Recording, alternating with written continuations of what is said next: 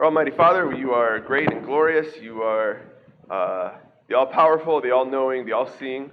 And we thank you for looking down and seeing us this morning, for giving us the opportunity to be here, for giving us the opportunity to worship you today. We pray that our worship will glorify you in a way that is fitting of your great and surpassing glory. And we pray that you'll be with us now in our class, that we will, as we study your word, that we will understand the things that you want us to understand and help us to grow in greater love for you, in greater service, and the ability to do what is right. In Christ's name we pray. Amen. All right, so your assignment while I was gone the last couple of weeks was to learn all the kings. So how'd you guys do with that? No? All right. We'll keep singing the songs then. Some people have told me you've learned them without the songs, which is great. We'll keep singing. So we'll start with the kings of Israel. Who was the first king of Israel? Jeroboam. All right. Jeroboam, Nadab, Baasha, Elah, Zimri, Omri, Ahab, Ahaziah, Joram, Jehu, Jehoahaz, Joash, Jeroboam, to Zechariah, Shalom, Menahem, Pekahiah, Pekah, Hoshea. All right, good. And then kings of Judah. Who was the first king of Judah? Rehoboam. All right. Rehoboam, Abijah, Asa, and Jehoshaphat, Joram, Ahaziah, Athaliah, Joash, Amaziah, and Uzziah, Jotham, Ahaz, Hezekiah, Manasseh, Amon, and Josiah, Jehoahaz, Jehoiakim, Jehoiachin, Zedekiah. All right, good. All right, so what kings of Israel have we talked about so far?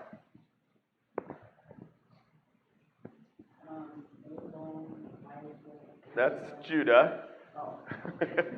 Yes. We'll do that in a second. Hold that. I'll come to you. We'll get to you in a second. Israel. Starting with Jeroboam. Obviously, we covered Jeroboam. Who else? Nadab, Baasha, Elah, Zimri, Omri.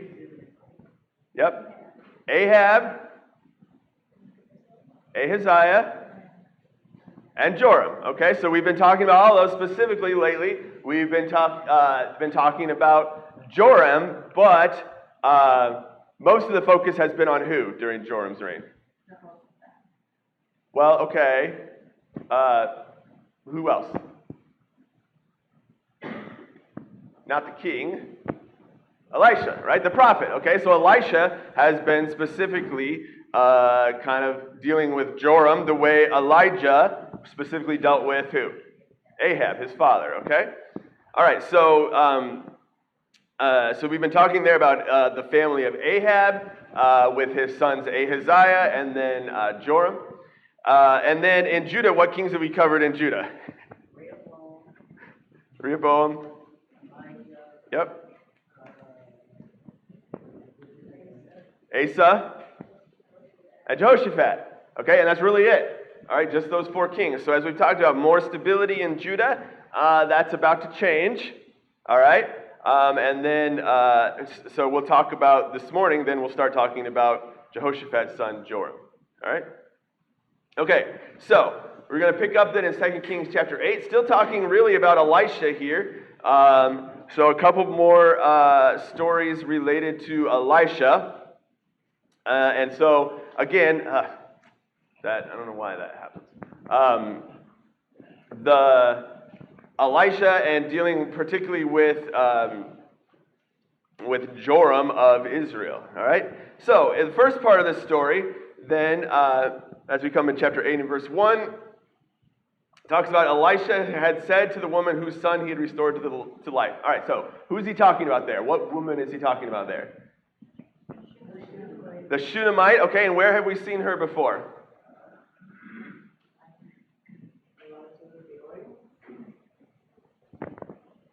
No, not exactly. Similar, but a really similar story, yes?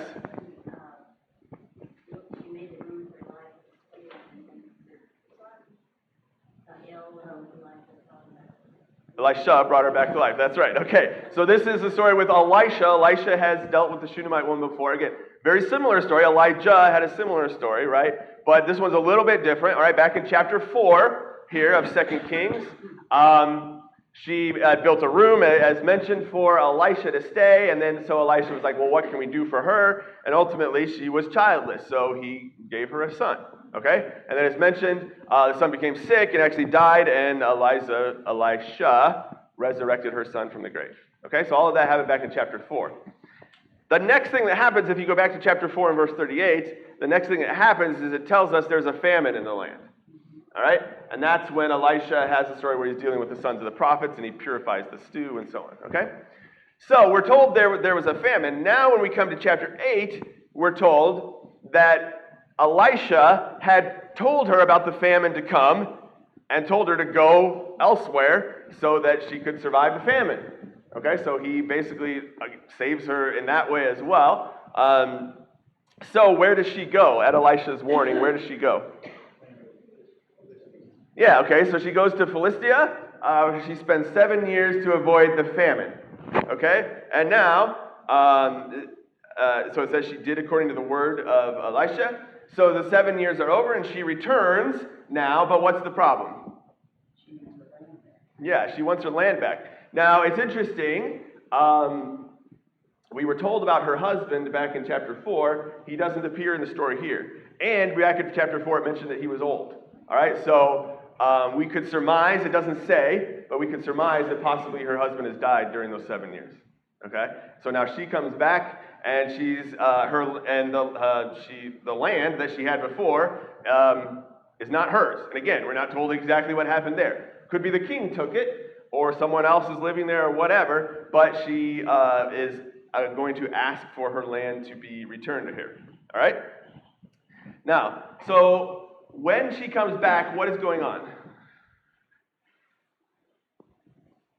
When she's going to approach the king, Jesse.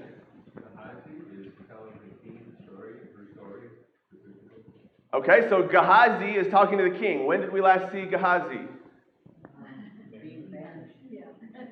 Okay, with Naaman. Yeah, all right, so who was Gehazi? Yeah, he was Elisha's servant, kind of his right-hand man, it seems like. But then after the story of Naaman, what happened to him? He got leprosy. Why? He got greedy. All right, so he went after. Naaman had offered money to Elisha. Elisha turned him down. But then Gehazi was like, hey, why are we not getting any benefit of that? And he goes and asks for something. Elisha knew it all along, and he's struck with leprosy. Okay? So then we might think, well, what is he doing now talking to the king? And again, the text doesn't really tell us. It just says, we could surmise potentially, we know he has a problem with greed, so potentially maybe he's trying to somehow get in good with the king, but it doesn't say. All right? Whatever reason, we know Gehazi was there for all of those events, and so he's here. And what does the king ask Gehazi to do? He wants to know about all the things that Elisha has done. Yeah, tell me all the great things that Elisha has done. All right? Which is sort of an interesting question. Now remember, what king are we talking about here? Doesn't say, but we know who it is.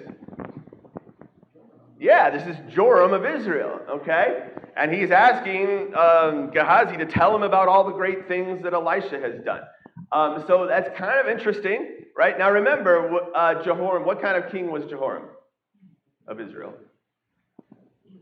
He was an evil king, all right? But his relationship with Elisha is interesting, right? So it said he was an evil king, but it also said he was not like his father, all right? He didn't worship the Baals. Okay? Now, he's still stuck to the sins of Jeroboam, so the calf worship. But he's not as evil, and he actually, at times, we've seen Elisha helping him out, right?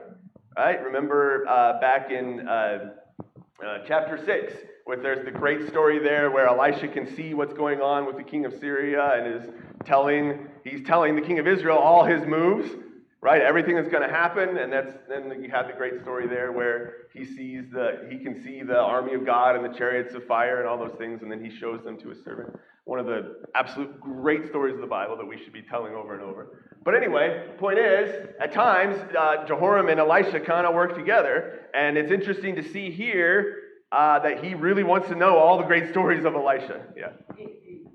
Even to the point of when those men are all defeated and Elisha brings them to the king asks Elisha, do you want us to kill them, or what shall we do? Yeah. You know? And he listens to the answer, which is really interesting. Okay, so bad king, not a good king, but not as bad as we might expect, okay, being the son of Ahab, all right, in some ways.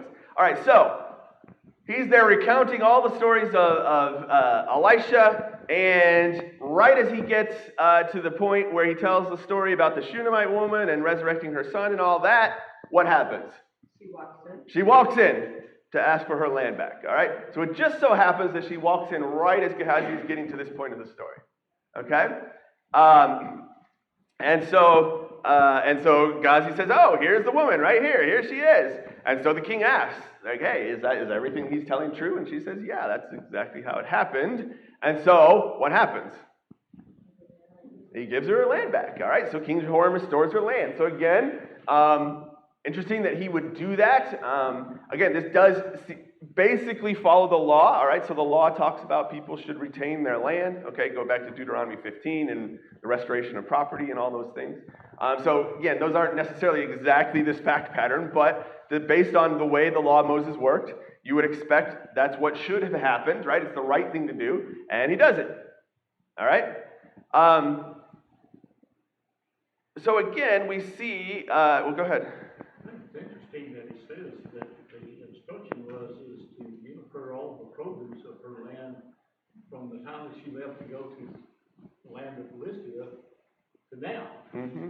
Which reminds us that God doesn't deal in minimums. Yeah. He is very abundant. Yeah, he actually does more maybe than what she asked for, right? Restoring like the amount of the crops that would have been hers the whole time she was that she was gone, okay? So, again, we see God, through Elisha, providing for this woman, right? And why does he do that?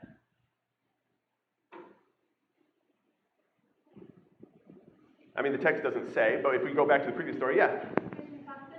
Yeah, she was a woman of faith, right? She was helpful to Elisha. She had faith. Remember, when her son dies, she goes and finds Elisha. She is laser focused on finding Elisha so that he can resurrect her son, right?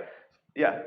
I think in addition to that, in this account in chapter 8, Elisha is referred to 5 times as the man of God. Mm-hmm. So I think that any time that we see a repeated phrase or word, we need to pay attention to that. Yep. And the Apostle Paul referred to Timothy in 1 Timothy chapter 6, verse 11 as man of God. So yeah, it's important for us to recognize that God recognizes us as someone who is trying at least to be like him as much as he can.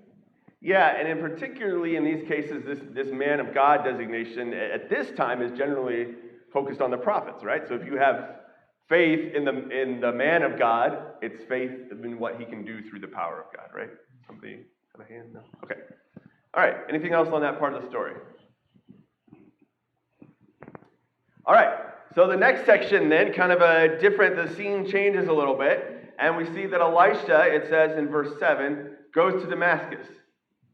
Okay. Is there anything interesting about that? Where is Damascus?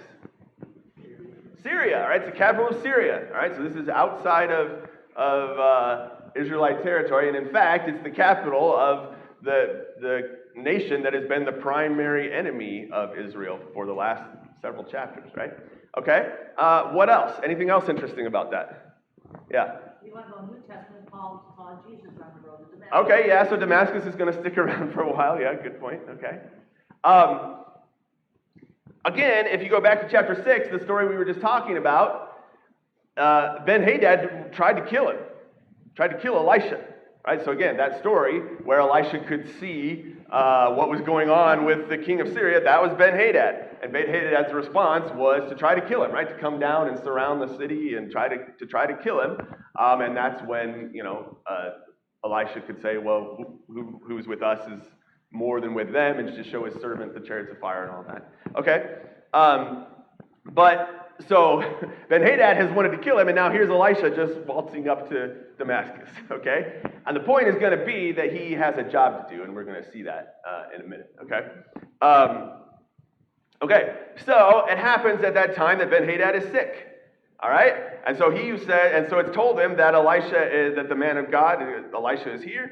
And so he says to his messenger, he says, take a present and go ask him if I'm going to be healed or not. Will I recover from the sickness? All right, who is the messenger that he sent? Hazael, all right? Where have we seen Hazael before, or where have we talked about Hazael before?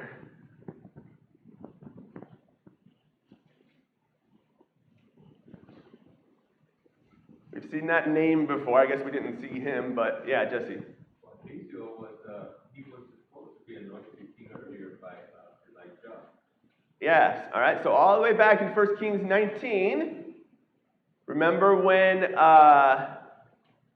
Elijah was running from Jezebel and he was out in the desert, and then he was all the way down at Mount Sinai, and God comes and helps him, and he's ready to die, and God comes and helps him through that moment, and at the end, God gives him 3 jobs. Anybody remember what those 3 jobs were? Find Elisha and anoint him as his successor. Tom? Going to anoint Hazael king and Jehu. Right. Anoint Hazael to be the king of Syria and anoint Jehu to be the king of Israel. All right? And if you go back and read that, and it talks about how the sword, how that the one who escapes from Hazael, Jehu will kill, and so on. So the point is these guys, Hazael and Jehu, are going to wield the sword to execute some judgment. All right? All right. Did Elijah do those things? Well, he did one of them, basically. He went and found Elisha, okay? But the other 2 he never did. All right, so this time has been going on. That was all the way back in 1 Kings 19, and this time has been going on, and he did not anoint Hazael, we know, because now Elisha he's not going to anoint him, but he's basically going to sort of, I don't know what the word is. Set things in motion. Yes, exactly. He's going to set things in motion here for Hazael to become king. But it would seem, according to the text, that it should have happened a long time ago. Okay? As well as Jehu being anointed as the king of Israel. We're going to see that happen again. Elisha is basically going to set things in motion for that to happen. Well, he's actually going to anoint him in the next chapter. Okay? But all this time has passed with that not happening. All right? So now Elisha basically is going to go make it happen. All right, so apparently that's why he's there. That's why he went to Damascus. Okay. All right, so we'll come back to that point in a little bit. All right, so what is Elisha's answer? What is his answer to the question of whether Ben-Hadad is going to recover or not? Yes. He says, you go tell him that he's going to recover, but then he's not. Right, yes, okay. So he says, go say to him, you shall certainly recover, but God has shown me that he will certainly die. All right, so that's kind of a weird answer. So what is he trying to say there? What's going on there?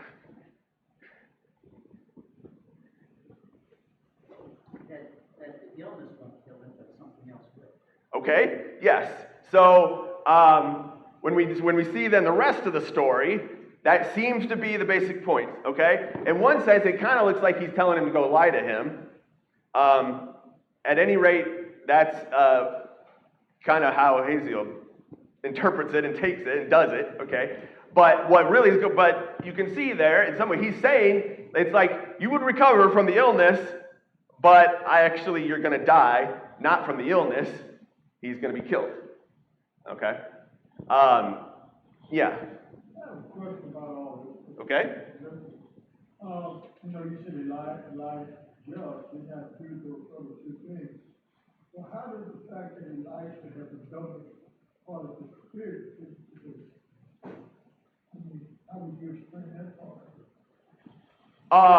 The double spirit is interesting. I don't know if you guys talked about this. I was wanting to listen to the classes and I hadn't. I don't know if you guys talked about this. But Elisha getting the double spirit is interesting. Some people will point out that there are twice as many miracles of Elisha recorded as there were of Elijah, which is interesting. And a lot of them are very similar, but Elisha does twice as many, at least again, is what's recorded. I don't know if it affects exactly what's going on here. I mean, it doesn't say. We do see that Elisha is doing what it seems like Elijah was supposed to do. Right, yep. Okay, yeah, go ahead. I wasn't quite sure just what was going through Elisha's mind there when he had the staring match and how long it went on and everything. I'd like to know what was going on in Elisha's mind that caused him emotion. Yeah. So what happens next is an interesting kind of a strange thing as well. I was gonna come up here and just stare at Bill and not say anything until it got uncomfortable. But I have really bad secondhand embarrassment, so I know I can never pull it off. So I didn't even try. But we've had that experience, right? So what happens is Elisha just looks at him. Nobody says anything until it becomes uncomfortable, right? It says like they were embarrassed. And then he starts crying. Elisha breaks down in tears. Yeah. We seem that he's getting this revelation right now. That's possible. At the moment, and so he's just in a trance, you might say. He's looking at him, but his mind is elsewhere, if you will. Yeah, that would be a good explanation as well. He's Yeah. seeing the storyline. Yeah. He's seeing the story unfold. He's seeing the future unfold before his eyes. Yeah. And what is the future? Hazel asks, "Hey, why are you crying?" And then what is he saying? What is the future that he sees? Or evil, this king's going to do a lot of evil. He's going to do evil. Yeah. And somebody's going to kill you.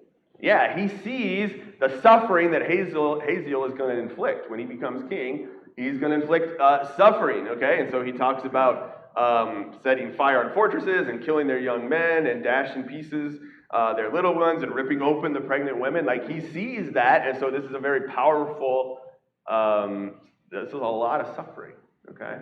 And Hazael is going to be the one to do that, and he's kind of overcome by it, all right? Okay, so the point here is that Hazael, is going to be part of God's judgment on Israel as a nation. And that judgment is going to be brutal, but that's part of the judgment that's going to be inflicted, all right? And if you think about it, that's part of what God has said from the very beginning, okay? And so he sees that coming, and at this point, then, we kind of have to ask ourselves, what if Elijah had done this many years before? Now, Hazael is obviously he's an evil king, he's a king of Syria, but he's going to be God's instrument as part of this judgment that is coming.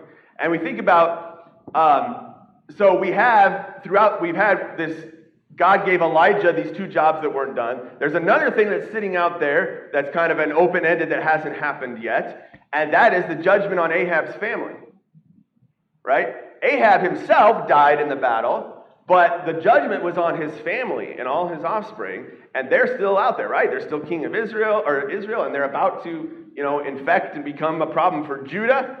And the Bible doesn't really comment on this, but if we just think about it, what if Elijah had actually gone and appointed Hazael right away, gone and appointed Jehu? Maybe God's judgment would have come much earlier and spared Israel and then Judah from a whole lot of suffering that's going to come through Ahab's family because they would have been gone. You see the point? The Bible doesn't specify that, but you just got to wonder. And of course, we remember Elijah was in a bad place and God was helping him, and maybe that was part of why he didn't do it. We don't know why he didn't do it, but not doing what God says leads to bad consequences every time. And it also leads to God making sure that his will is done. And it's exactly right. It's still going to happen. If he tells me to do it and I don't, it's still going to happen, but I'm probably going to get bad consequences because I didn't do what he said. That's a great point. Yeah, here, and then... it's pretty much, I'm sorry. Yeah, no, you, yes. It's pretty much stands today with us. I mean, yeah. It's a good lesson for us, so we don't do extra times, and it's like a reoccurrence.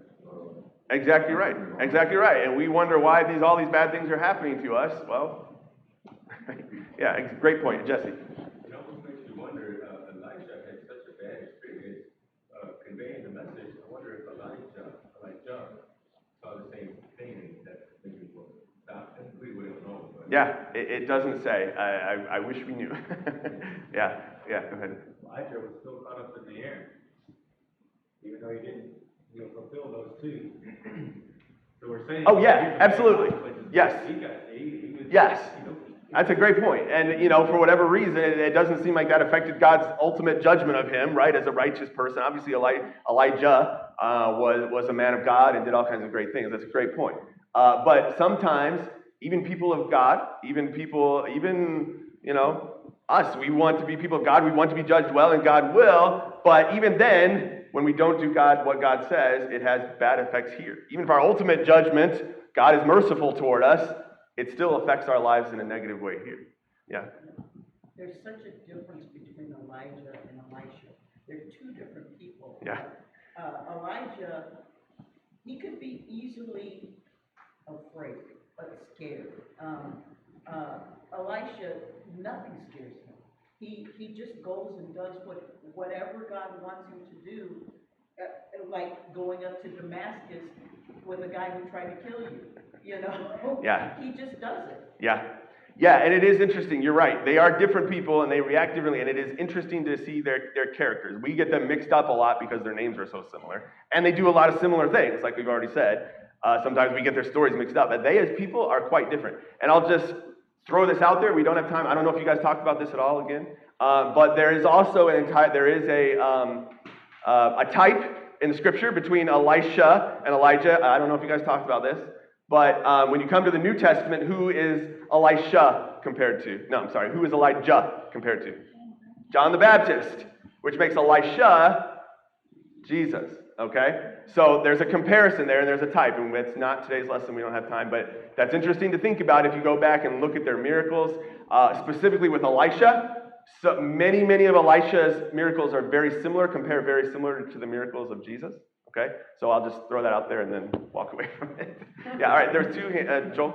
I don't have an account for anything, but Elisha performed twice as many miracles Yes. as Elijah. Exactly, which again may be part of him having double spirit, at least what's recorded for us. All right. Okay, so what happens next in the story? What does Haziel go and do? He goes and tells him what Elisha said. He goes and tells him what Elisha said, that he would recover, and then kills him. Okay? While he's asleep, puts a wet rag over his face, suffocates him, and kills him, and then becomes king himself. Okay? All right, now it's interesting here. Haziel starts the story as what? A messenger, right? He's a messenger guy. We don't know exactly where he came from, what he was, but he was a messenger. What does he call himself when Elisha says this thing about him becoming king and all that? What does he call himself? A dog. He's like, well, who am I? A dog that I'm going to do all this, I'm going to become king and do all these things.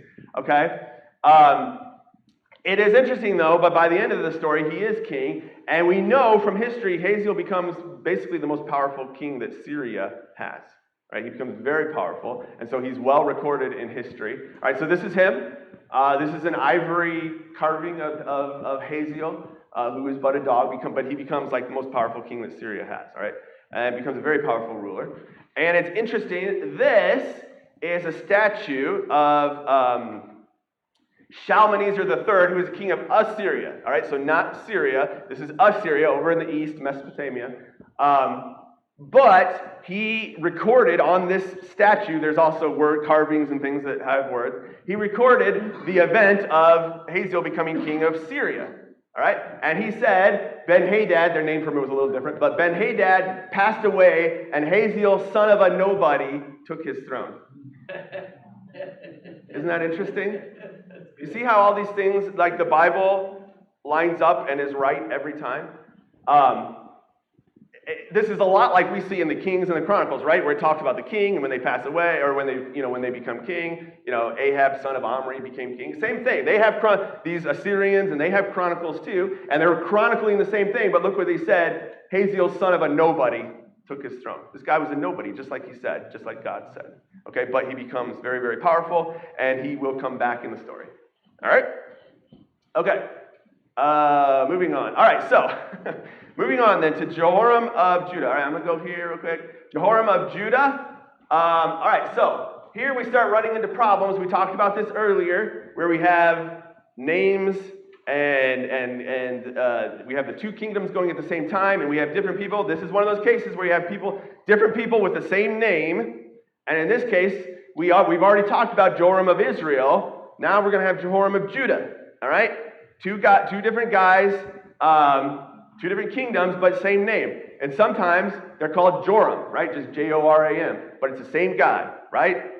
To us, Bob, Bobby, Robert, same thing, okay? Joram, Jehoram, but there's two different guys. We've already talked about the one in Israel, and now we're talking about the one in Judah. So let's just try to keep this straight. So if you look at the charts I sent, and this is kind of a similar one, the second one that kind of zooms in here, all right? So if you look on the left, you have Israel. You have Omri, we talked about him. Who was the son of Omri that became king? Ahab, all right? Ahab married Jezebel, okay? Their first son that became king was who?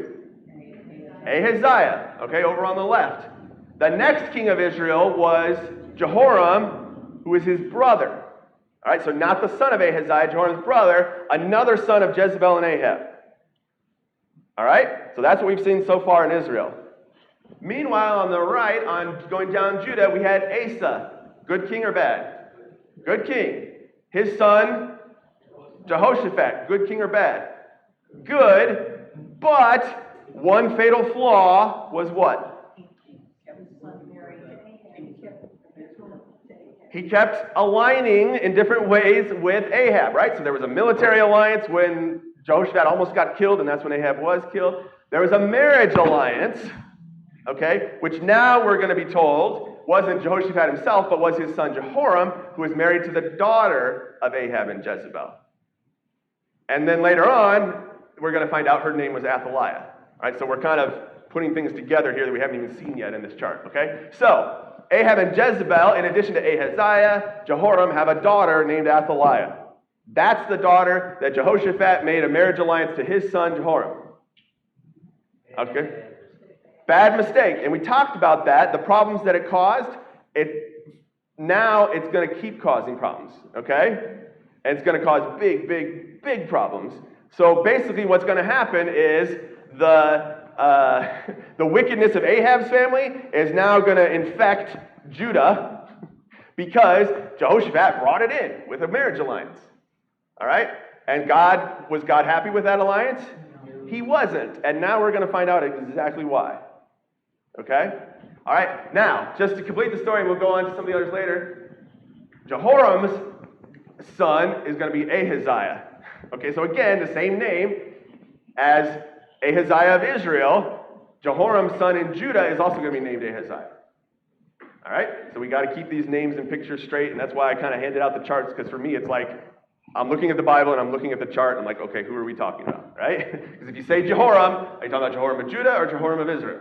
Okay? All right, so let's talk about Jehoram of Judah. All right, son of Jehoshaphat.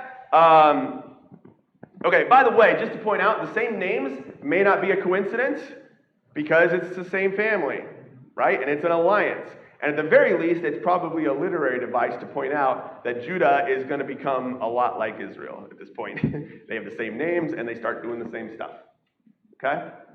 All right, was he a good king or bad? Bad king. All right, he was a wicked king. How does it describe it? Especially, also, we need to go to 2 Chronicles 21, by the way, which describes more of Joram's reign. What are specifically, well, let me ask this. Why specifically? We're told, if you go to 2 Chronicles 21 and 6, it specifically says why he was such a wicked king. And why is that? Pam. He walked in the ways of the kings of Israel and the house of Ahab, done with the daughter of Ahab his wife, and he did what evil in the sight of the Lord. Yeah, he was married to the daughter of Ahab.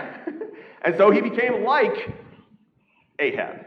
He became like the kings of Israel. All right, so being the daughter of Ahab would be the daughter of Jezebel, and so he was married to her, and so he starts becoming compared to her. He becomes like her, yes? No, this kind of brings the New Testament because it's important for us. It's good to be equally yoked together, even in the Church of Christ. Yeah. You're faithful in the Church of Christ. Exactly, and You want to marry someone that's faithful to Christ. You don't want to marry someone that's unfaithful and leaving the church.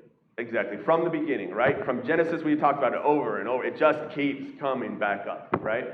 All right, what else specifically?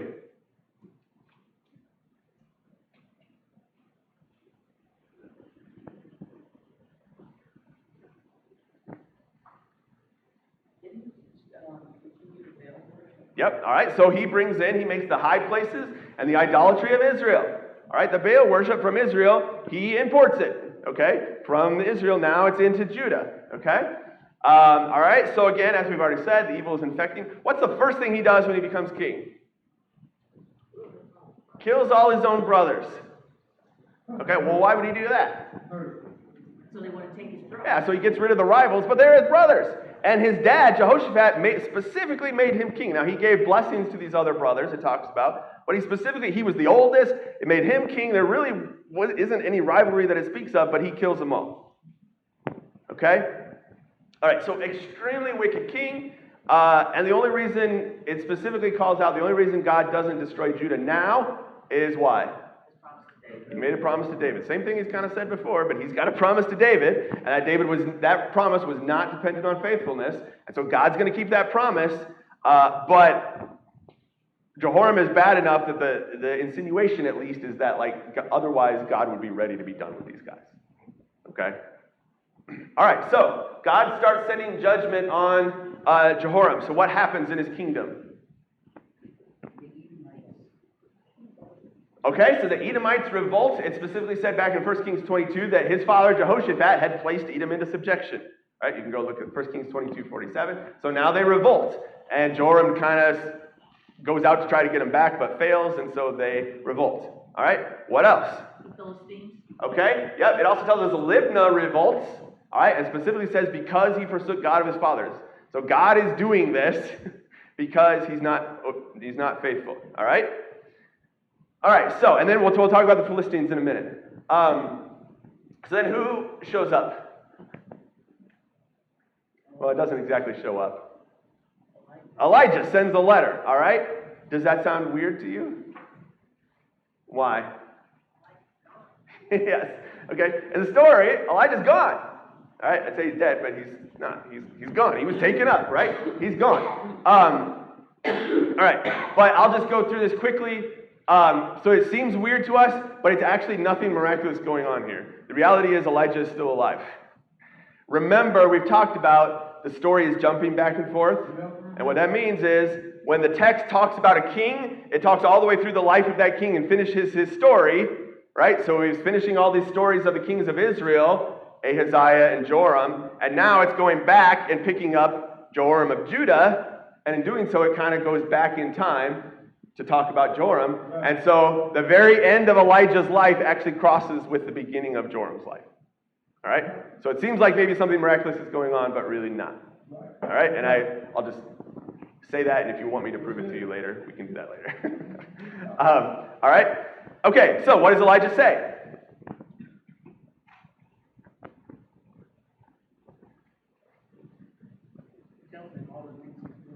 Yeah, okay, all the things you've done, you're doing wrong. Because you have not walked in the ways of your father and grandfather. Specifically calls out, you are not like Asa, you are not like Jehoshaphat, you are not following in their ways. And then he says, because you have killed your brothers who were better than you. I love that. He just throws that little dig in there. Like, you killed your brothers and they were better than you anyway. All right, because you've done that, then what? All right, he's bringing a plague on you, on your family, and on your possessions. And the specific plague on him is that he's going to be diseased. He's going to have a disease in his bowels until his bowels come out. All right? And you can see Bill. Bill can explain that to you in detail. Exactly what that means. All right? All right. So then the Philistines and the Arabians invade the land, as Pam mentioned. And what do? They take away everything, exactly what Elijah said. They carry away all his possessions, all his sons, all his wives. Now notice, it says it takes all his sons, but then it says there's one left. Ahaziah, we mentioned already, so he has one son left. But think about what's happening right now. Jehoram's killed all his brothers. And now he has only one son left. So Jehoram is the only man left in the line of David. Right? The line of David that God has promised is down to Jehoram's son Ahaziah. Because all of Jehoram's killed all his own brothers, and then the Philistines came and killed all of Ahaziah's brothers. Okay? And then what happens?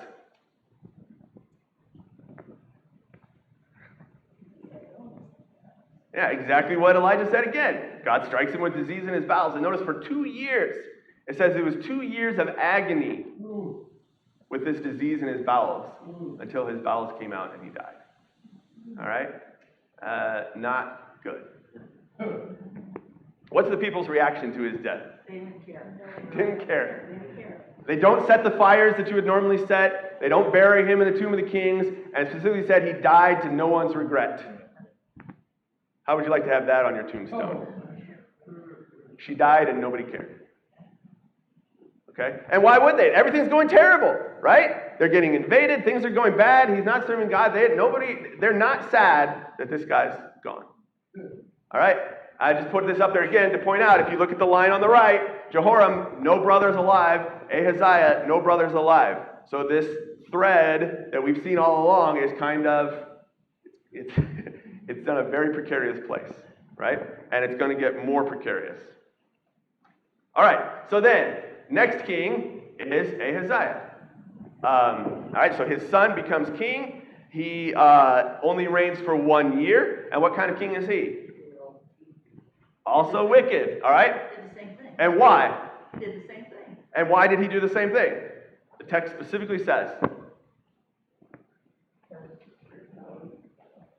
I'm sorry? He followed his father.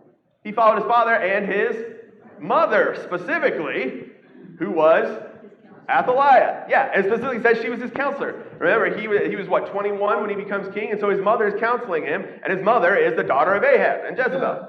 Athaliah. She's just as bad as they are, which we'll find out. And she's counseling him to do wickedly. So again, this marriage alliance just continues to send now Judah downward. All right?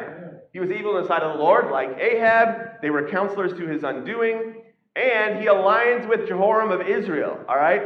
So now this is Jehoram still reigning in Israel. He aligns with him. He's his uncle to go to war against Hazael of Syria.